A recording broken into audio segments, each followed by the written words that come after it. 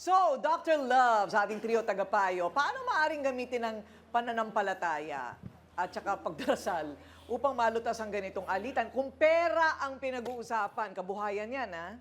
Pag pera ang ating pag-uusapan, miski anong dasal ang gawin mo, walang mangyayari sa'yo Correct. pag hindi ka magtatrabaho. Yan.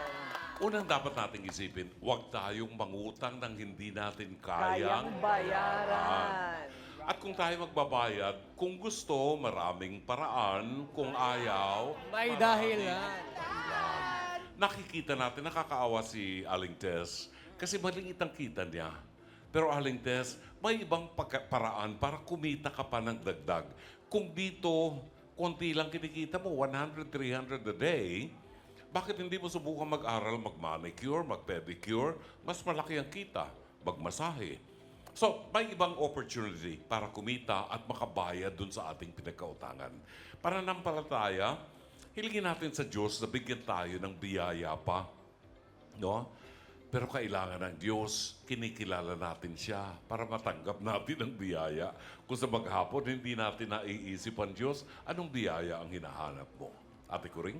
Correct. Nako, totoo yan.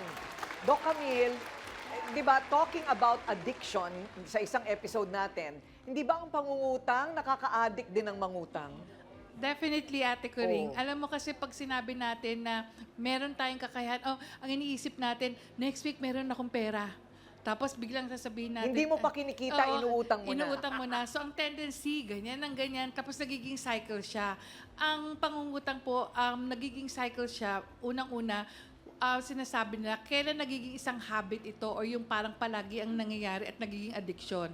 Sa palagi kayo nangungutang, halimbawa, palagi nyo ginagawa siya for the next 10 to 12 times, nagiging habit po. Tapos yung habit na yan, magiging addiction. Yun po ay proven po yun na sinasabi. Kaya kung bakit ang isang tao nahihilig sa isang bagay, halimbawa sa commercial po, paulit-ulit nyo siyang nakikita hanggang sa masubukan nga. Ganon din po ang nangyayari sa pangungutang. So sana maintindihan niyo po no, dito sa pagkakataong ito. Huwag nating sasang-alang palagi na mahirap ako eh. Hindi mo ako naintindihan eh. Lahat tayo mahirap, lahat tayo mapinaghihirapan. So dapat lang matuto tayo magsumikap nang hindi tayo nakakaabala ng ibang tao. Yun lang. Ayun, oo nga. Kasi iba-ibang klase ang utang eh. Yung pantapal, yun ang masamang klase, no? Alam mong hindi mo mababayaran, pero pantapal lang sa kabuhayan. So, Attorney Lorna, yung mga pwestuhan ng mga ihawan na yan, pwedeng ireklamo sa barangay para hindi naman naaabala ang mga taong dumadaan?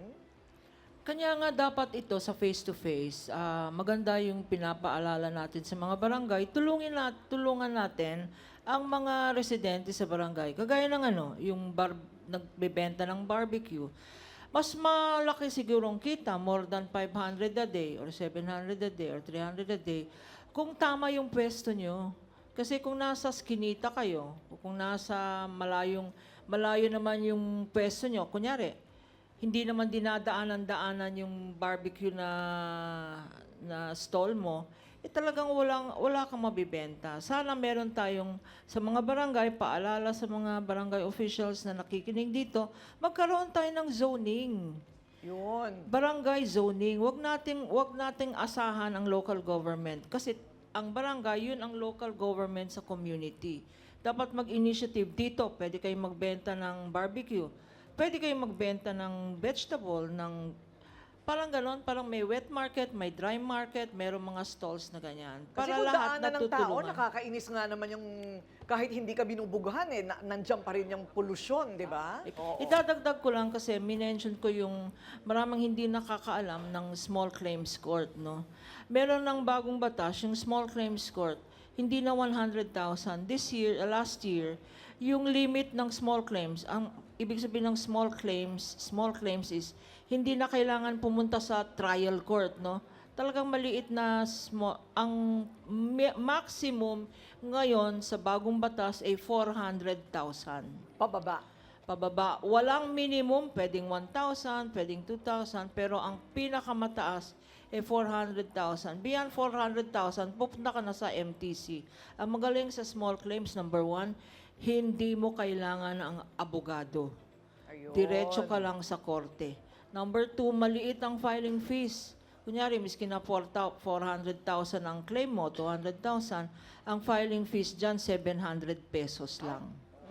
At kung nanalo ka, ang mag-i-implement niyan yung sheriff. Ang bayad ng sheriff ay 500 pesos lang. At lastly, unlike ibang kaso, hindi na kailangan dumaan ng barangay. Hindi na kailangan ng barangay certification bago ka pumunta sa small claims court. So yun ang tulong siguro sa justice system natin sa mga hindi na babayaran ang utang. Ayun. So, pwede palang ganon, Mama. I mean, una, ang isang natutunan natin dito, kikilatisin mo ang pinapautang mo.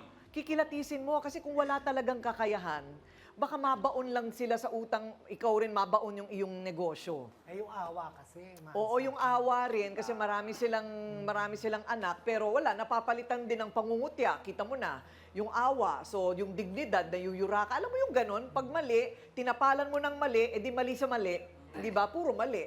So kailangan ayusin natin ng tama, ha?